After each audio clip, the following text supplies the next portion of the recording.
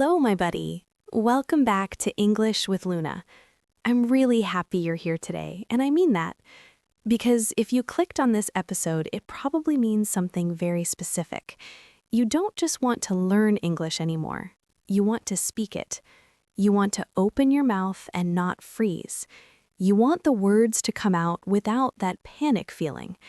You want to stop translating in your head. You want to feel fluent. And maybe you've been studying for a while already, maybe months, maybe years.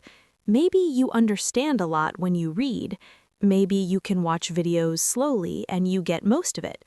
But when it's your turn to speak, something happens. Your brain goes quiet, or too loud, or both at the same time. And today, we're not going to talk about grammar rules. We're not going to talk about complex vocabulary. We're not even going to talk about sounding like a native. We're going to talk about fluency, real fluency, the kind that feels natural, the kind that feels relaxed, the kind that feels like you're not fighting your own mind. Because here's something I've noticed after talking to so many learners. People think fluency is about knowing more words, but it's not. It's about using the words you already know smoothly.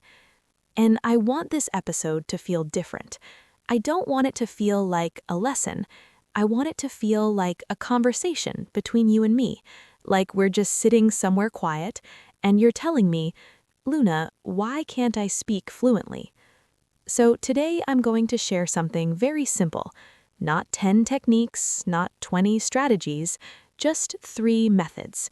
3 things that actually work if you do them consistently. And I promise you, they are not complicated. But they require something very important: honesty with yourself. Because sometimes we say we want fluency, but we are not training for fluency. And today, we're going to change that. So take a breath with me.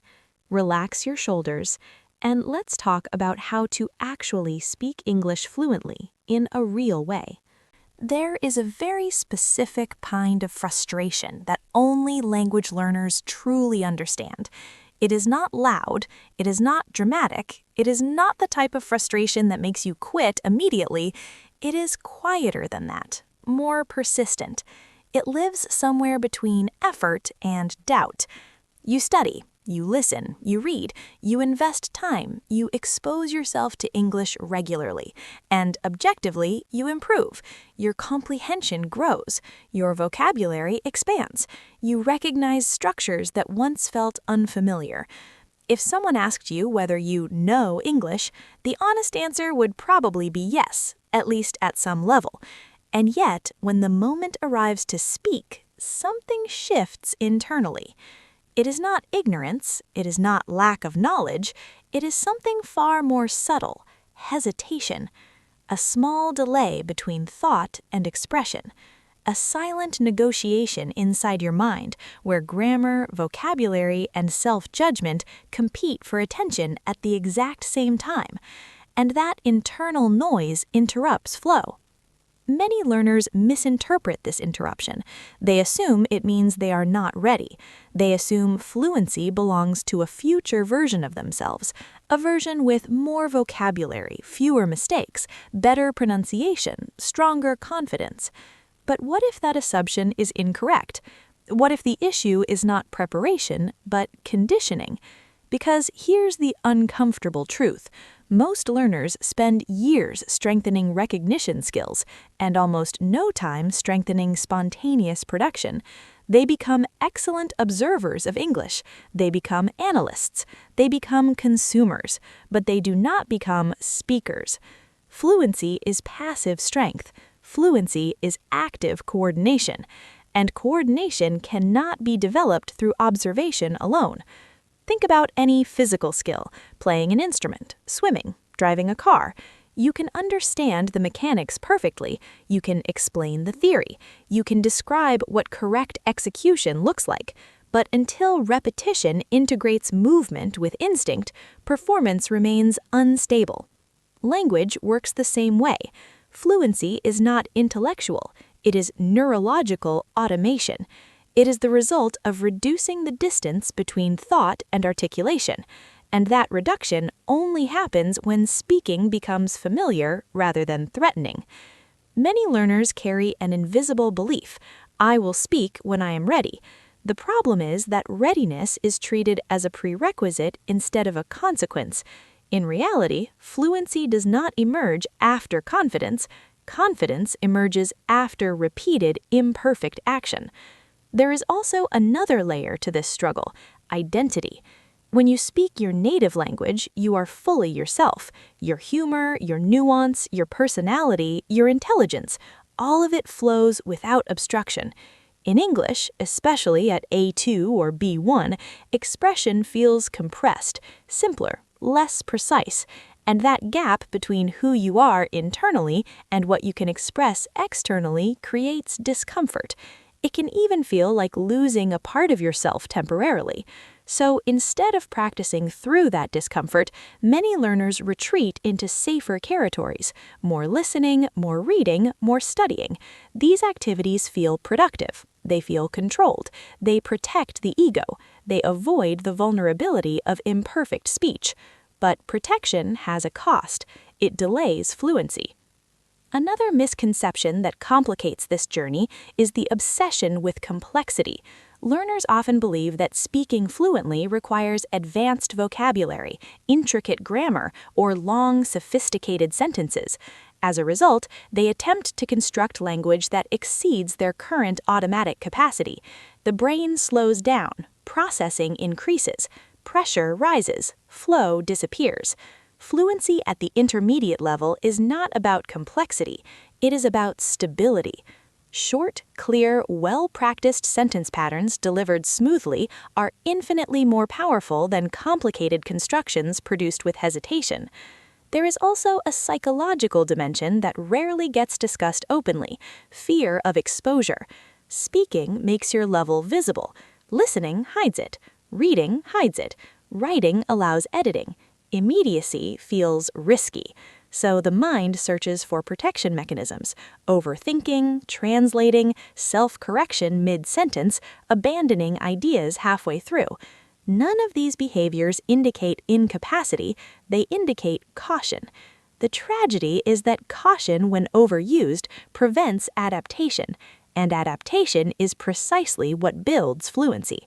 Fluency is not a sudden leap. It is the gradual training of your nervous system to remain calm while expressing simple ideas repeatedly. It is the shift from evaluation to participation. It is the acceptance that clarity matters more than perfection. When learners finally understand this, something changes. They stop asking, "Do I know enough English to speak?" and begin asking, "Am I practicing speaking enough to become automatic?" That question transforms everything. Because once you realize the obstacle is not intelligence, but training structure, the solution becomes tangible. Not easy, but tangible. And this is important to internalize before we move forward. Your struggle with fluency is not evidence of limitation. It is evidence of imbalance, an imbalance between intake and output, between safety and exposure, between preparation and execution. Correct the imbalance and progress accelerates. Ignore it and frustration quietly continues. So, before we talk about methods, take a moment to reflect honestly. Not critically, just honestly. How much time do you spend understanding English, and how much time do you spend producing it without a script? That ratio tells the story. If fluency is neurological automation rather than intellectual accumulation, then the methods that build it must target behavior, not theory. They must retrain the relationship between thought and speech. They must reduce hesitation not by adding information, but by increasing familiarity with expression. The first method is structured repetition, but not the kind most learners practice. Repetition is often misunderstood as memorization. Learners repeat sentences mechanically, focusing on pronunciation accuracy or grammatical correctness. They treat repetition as drilling, as if fluency were a product of perfect imitation. But effective repetition is not about perfection, it is about ownership. Ownership means taking language that reflects your real life and cycling through it until it feels personal rather than borrowed. Instead of rehearsing abstract textbook phrases, you construct a small inventory of sentences that describe your daily routines, opinions, frustrations, preferences, and goals. These sentences are simple, intentionally simple. The goal is not sophistication, the goal is stability. When you repeat language that mirrors your reality, your brain begins to recognize patterns as relevant rather than theoretical. Neural pathways strengthen faster when content connects emotionally or practically to lived experience. Over time, these sentences stop feeling rehearsed and begin to feel accessible. That accessibility is the first layer of fluency. The second method shifts from structure to exposure under mild pressure, deliberate microspeaking. Most learners wait for ideal conditions to speak: a conversation partner, a class, a formal setting. As a result, speaking becomes rare and psychologically loaded. It becomes an event rather than a habit. Microspeaking removes ceremony. 5 to 10 minutes a day of uninterrupted, unedited speech directed at no one in particular, describing your environment, explaining a recent decision, reflecting on how you felt about something small. The content is irrelevant, the continuity is everything. During these sessions, self-correction is suspended. The objective is not accuracy, it is flow maintenance. If a word is missing, you paraphrase. If a structure feels unstable, you simplify. The rule is forward movement. This practice trains cognitive flexibility. Instead of freezing when encountering a gap, the brain learns to navigate around it. That navigation skill is far more valuable than perfect recall. Over weeks of consistent microspeaking, the latency between idea and expression shortens. Speech becomes less fragmented. Hesitation decreases, not because vocabulary has expanded dramatically, but because tolerance for imperfection has increased. And that tolerance is foundational to fluency. The third method integrates input and output through controlled shadowing, but with intentional constraints. Shadowing is often recommended without nuance. Learners attempt to mimic fast native content and become overwhelmed. The pace exceeds processing capacity, and discouragement follows. Effective shadowing operates within your comprehension threshold. You select audio slightly below your maximum level, material you understand comfortably. You listen to a short segment. Then you repeat it, matching rhythm and intonation, not obsessing over accent precision, but aligning with cadence. The focus is musicality.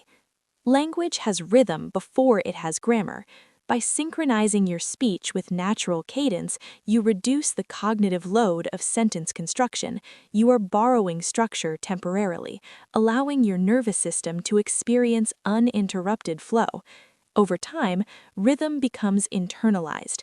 When you speak independently, your sentences carry smoother pacing because your brain has rehearsed coherence through imitation. These three methods, ownership repetition, daily microspeaking, and controlled shadowing, share a common principle. They prioritize automatic production over theoretical mastery. Notice what they do not include.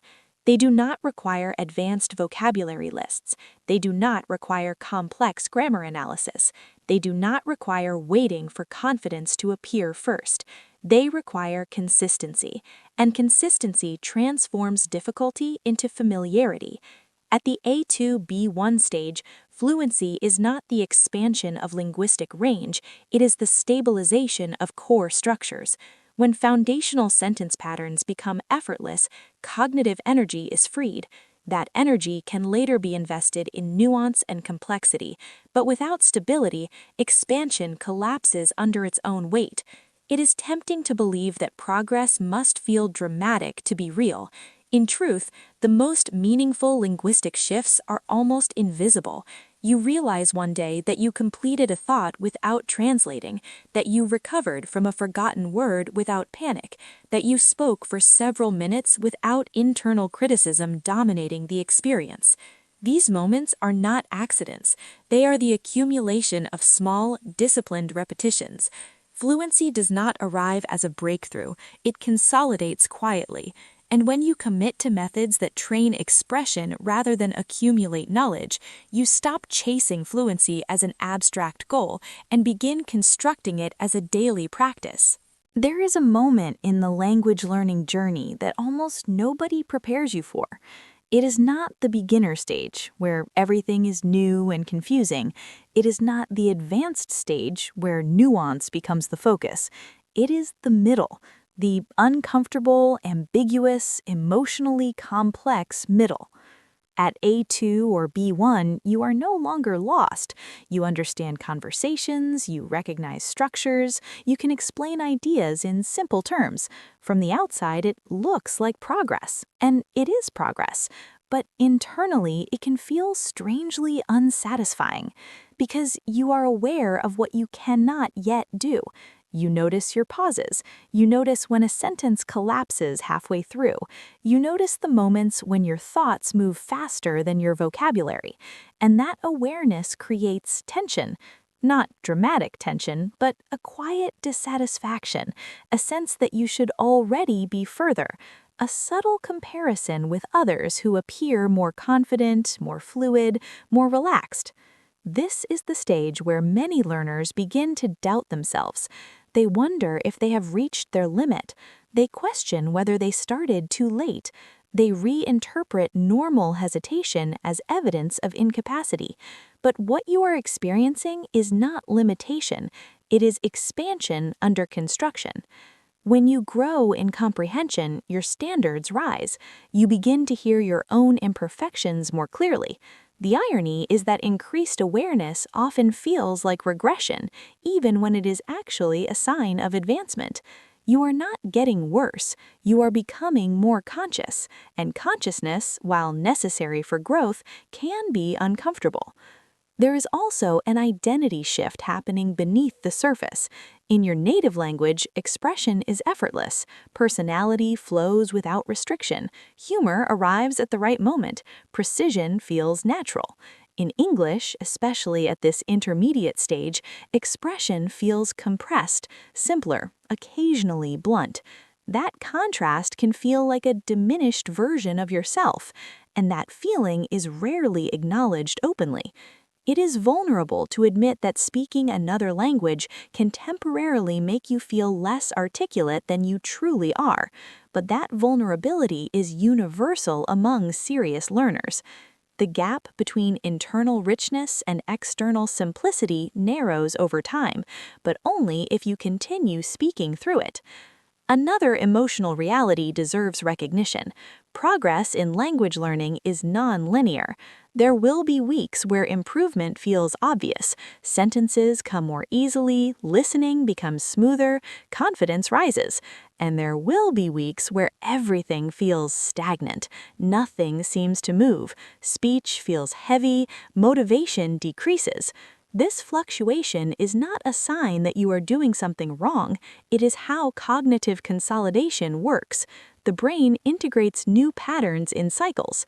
Periods of apparent plateau often precede subtle breakthroughs. The difficulty is that breakthroughs are rarely dramatic. They appear quietly. One day you realize you finished a thought without mentally rehearsing it first. Another day you paraphrase automatically instead of freezing. Another day, you participate in a conversation without calculating every structure in advance. These are small victories, but they are structural shifts. Fluency does not arrive as applause, it accumulates in unnoticed competence. And yet, emotionally, the journey can feel heavy precisely because progress is incremental. We live in a culture that celebrates dramatic transformation. Language learning is rarely dramatic. It is repetitive. It is gradual. It demands tolerance for imperfection over extended periods of time. That tolerance is the real training. You are not simply learning vocabulary, you are training resilience. You are retraining your nervous system to remain calm while being imperfect. You are developing the ability to continue speaking even when a sentence does not unfold perfectly. That psychological adaptation is as important as any grammatical structure. So, if you sometimes feel impatient, that is normal. If you occasionally feel embarrassed by mistakes, that is normal. If you compare yourself and momentarily doubt your pace, that is normal. These reactions do not disqualify you from fluency, they accompany it. The learners who eventually become fluent are not those who avoid these emotions. They are the ones who interpret them correctly. They understand that discomfort is not a verdict, it is evidence of engagement. You are stretching cognitive boundaries. Of course, it feels unstable at times. Stability is not the starting point, it is the outcome of repeated exposure to instability. And perhaps the most reassuring truth is this: fluency is not a personality trait. It is not reserved for extroverts, nor for people with exceptional memory, nor for those who began at a young age. It is the natural consequence of sustained, imperfect participation. If you continue speaking, not flawlessly but consistently, your nervous system adapts. Hesitation shortens, recovery becomes faster, sentences connect more smoothly, the identity gap narrows. One day you will look back and realize that what once felt intimidating now feels ordinary. And it will not be because you became a different person. It will be because you stayed long enough for practice to transform discomfort into familiarity. That is the quiet reality of this stage. You are not behind, you are in process. And process, when respected and repeated, leads exactly where you want to go. If there is one idea I would like you to leave with today, it is this: fluency is not something you chase. It is something you construct, quietly, repetitively, intentionally. There is no dramatic moment where a switch flips and suddenly you become a fluent speaker. What actually happens is far less cinematic and far more powerful. The distance between thought and speech begins to shrink. Hesitation softens, recovery accelerates, simplicity feels sufficient instead of embarrassing. And it happens so gradually that you almost do not notice it while it is forming. The three methods we explored are not revolutionary. They are not secret techniques hidden from most learners. In fact, they are almost disappointingly simple: structured repetition that builds ownership, daily micro-speaking that strengthens continuity, controlled shadowing that stabilizes rhythm. Simple does not mean easy. Simple means clear. The difficulty lies not in understanding what to do, but in doing it consistently when progress feels slow. This is where maturity enters the process. At some point, improvement stops being about excitement and starts being about discipline, not harsh discipline, but steady commitment, the kind that does not depend on motivation, the kind that does not require visible results every week. You show up, you speak, you repeat, you continue, and gradually the internal resistance loses strength. There will still be imperfect days. There will still be conversations where you search for words longer than you would like. There will still be moments of comparison. None of that disappears entirely. What changes is your reaction to it. Instead of interpreting imperfection as failure, you begin to see it as refinement in progress. Instead of pausing because a sentence is not perfect, you continue because communication matters more than precision. That shift, subtle but decisive, is the beginning of real fluency. So here's a gentle suggestion, not a command. Do not attempt to transform everything at once. Do not redesign your entire study routine tonight. Choose one method, integrate it into your daily rhythm, protect it. Treat it as non-negotiable but manageable. 5 or 10 minutes of deliberate speaking each day will do more for your fluency than hours of passive exposure once a week. Trust accumulation. Trust repetition. Trust the slow recalibration of your nervous system. And perhaps most importantly, allow yourself to remain in process without demanding immediate mastery. Language is not conquered, it is absorbed through sustained interaction. If you continue participating, imperfectly but persistently, fluency will not feel like a distant goal. It will feel like a natural extension of habits you built quietly over time. So wherever you are right now, take that with you. Not urgency, not pressure, not comparison, just clarity. Fluency is built in small daily acts of expression, and you are already capable of beginning.